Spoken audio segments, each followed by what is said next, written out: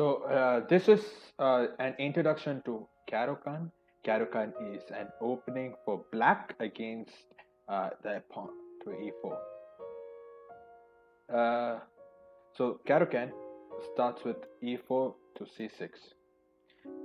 There's a lot of responses white can give.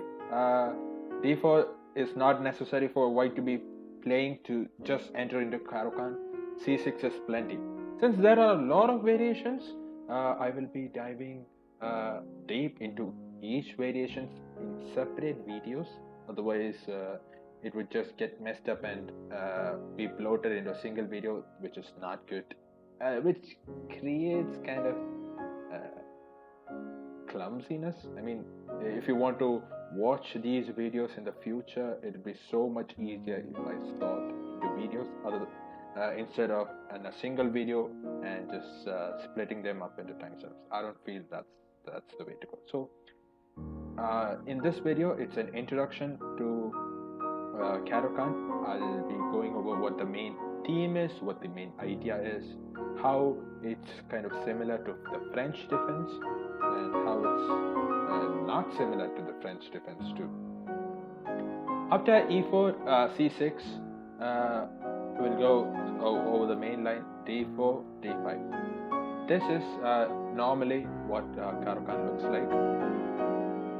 The idea here for black is to bring the bishop out either to f5 or to g4 and then close the center, close the cage with e6. And in future, your general idea is to play c5 or e5. Most likely it's gonna be c5, and then you play from there onwards, right? You're trying to control the center. What white can also do is actually go for something called the exchange variation, where you play d4 and white just captures. This is the exchange variation. This is quite popular and kind of hated by Caro Kann players because it tends to get boring. But we'll look into this variation. If you want to play Caro Kann, you will have to learn the exchange variation too. Right? You'll have to learn it. Now, what is the thematic, or what is the main purpose of playing? It's solid. Okay, you're not gonna get a lot of sharp or variations or opening. Like what if you had you been playing e5, you'll be facing a lot of sharp openings. c5, sharp openings again. But c6 and d5, no, it's gonna be a solid closed structure mostly, where you'll be battling for squares rather than going for insane tactics. King side full-fledged attacks, queen side full-fledged attacks, pawn storms. Pawn storms will be there here too, but it's not as sharp as you think. It's gonna be a very slow game. So if you're not in a slow game, if you do not want a solid, closed positional game, then Caro Kann might not be for you. c5 or e5 is much better. Instead of c6, d5, there's also e6, which is the French defense. Now you might ask, what's the difference between these two? Because they look the same, right? They look the same. Instead of c6, you have c5 here. They kind of look the same. There are a couple of key differences between French defense and Caro Kann. One is this bishop. This bishop right here. Okay. I told you before, right? In Caro Kann, you get this bishop out of this prison cell before closing down it, whereas in French defense, you are very impatient. You can't wait for it. You want to directly go attack the center and battle white head on, but at the cost of this bishop being blocked. It's gonna be inactive for a long time, and in future you might even struggle. It's the same difference when playing Slav and semi-Slav, where semi-Slav you kind of take out the bishop early on, but in Slav you're gonna lock down the prison cell, all right, and then slowly maneuver your white bishop and it'll take a long time before it says daylight. Honestly, it's the same concept here.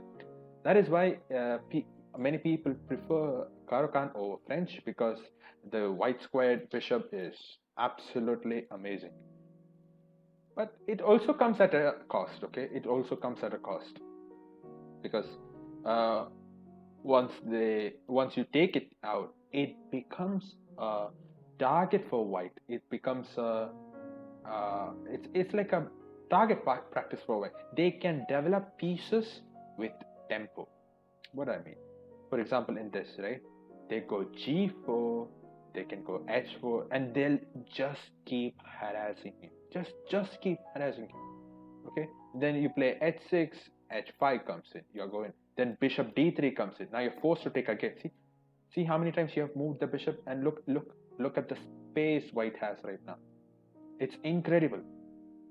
He has developed the queen. His king side is expanded a lot, gaining a lot of space. You have only developed your bishop, and that's exchanged too. That's gone. Your only developed piece is out of the board. So even though you have an advantage over French of getting the light squared bishop out, it's gonna be a target practice. Okay, that is one major key difference between French and Caro Kann. The second key difference is the C pawn. You see, in the French defense, you play d5. Okay, whatever their response is, you play c5. Not necessarily in the third move or the fourth move. It can be anytime soon, but you are not losing a tempo here. You're not playing c6, then wait, and then play c5. Yeah, you're losing a tempo when you play c6 and then c5, instead of directly jumping from c7 to c5, right? And directly contesting white for the center. That's why Caro Kann is termed the slower brother of the French, because Caro Kann takes time in contesting the center, unlike French. Uh, because in Caro Kann,